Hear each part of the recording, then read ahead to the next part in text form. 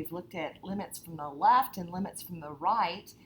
Today we're going to be talking about calculating limits, but before we can do that, we need to talk about some of the properties or limit laws, for lack of a better word.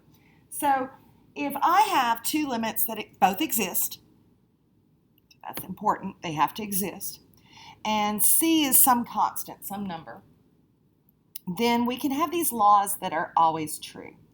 The first one's going to be if I have the limit as x approaches a of f of x plus g of x.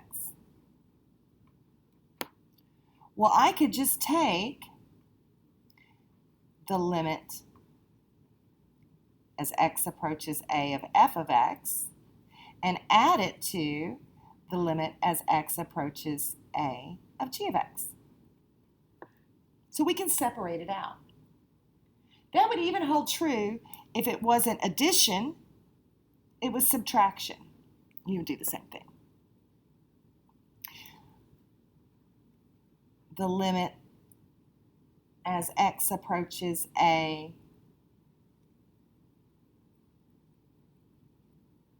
of c times f of x. So if I have a number multiplied times my function. Well, I could really just take that number times the limit as x approaches a of f of x. It's almost like factoring out the constant, and that's okay. With limits, if I have the limit as x approaches a of f of x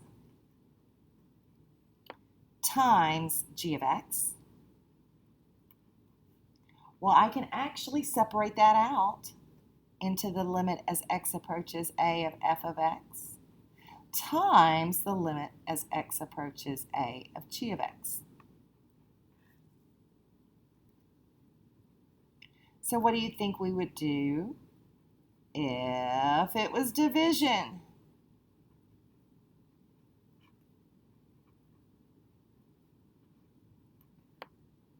Well, that would be equal to the limit as x approaches a of f of x divided by the limit as x approaches a of g of x, provided that what can't be true? Well, the limit as x approaches a of g of x cannot be 0. We can't divide by 0, even in limit world. So all of these hold true. Even, what do you think we would do if we have the limit as x approaches a of f of x to some exponent? Well, it's kind of following this one. If I'm multiplying it together, then I'm multiplying it together that many times, so I would just take whatever this single limit is and raise that whole thing to that power. And so forth. So we're getting this idea of what's going to happen here with exponents and so forth.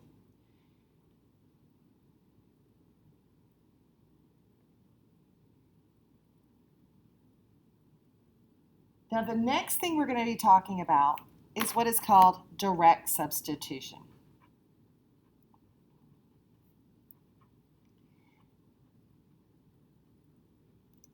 And that kind of goes to what I talked about when we first talked about limits, is that sometimes I can just plug in the x value and see where it goes.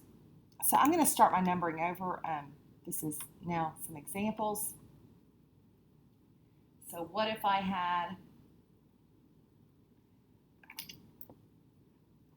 the limit as x approaches 2 of 3x squared minus 4x x plus 1. Well, I know from these rules I could find the limit of 3x squared, then find the limit of negative 4x, and then find... Or, since they're all getting added together, I can just take the limit of the whole thing. And for this one, we're going to actually substitute in our x value. We're going to plug it in. We're going to direct substitute. So I'm going to go and plug in 2 for all the x's. Now I know I can do that also because what type of function is this? Well, this is a polynomial. This is a quadratic. Its domain is all real numbers. So any x value can be plugged in and I won't have to worry about that point being undefined. So this ends up giving me 12 minus 8. That's 4 plus 1, that's 5.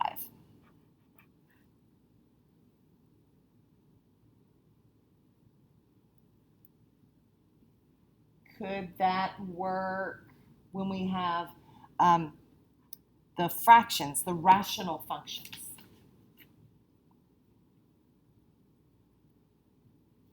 Well, sometimes it can.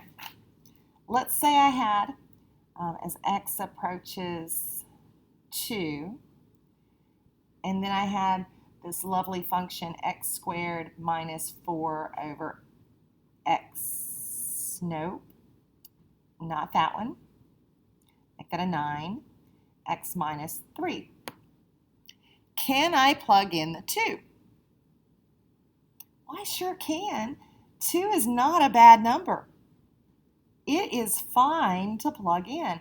So I would have 2 squared minus 9 over 2 minus 3, and that's going to give me a negative 5 over a negative 1. And how in the world did I make up 2 problems that both ended up giving me a 5? Lucky day. Direct substitution can also work, well, with a lot of things. Oh, this is going to be a good one.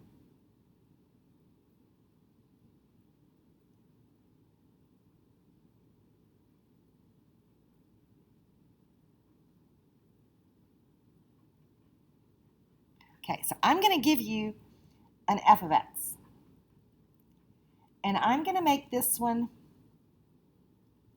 be a piecewise.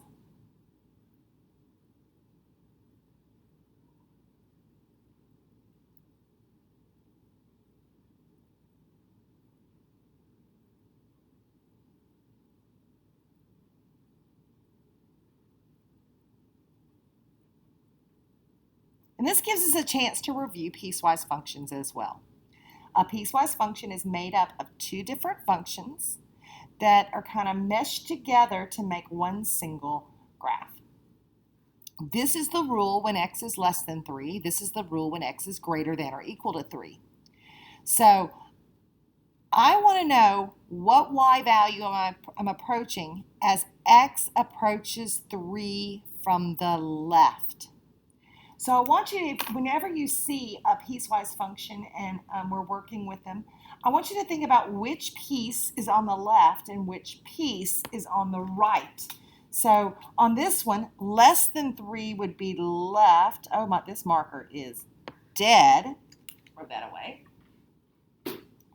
And the other one would be on the right.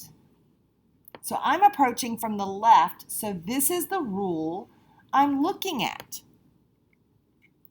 Now, I can't truly plug in 3 because this, if we were finding f of 3, it would exist here, but not there. But as x is approaching 3 from the left, I can substitute in. So that would be 3 squared minus 4. And how in the world did I do that again? That's a 5. I made up all 3 problems right now, and they all ended up being the same thing. Crazy. But that's direct substitution. We'll also look at a couple of other ways to use algebra to help us find these limits, and I'll put those in a separate video.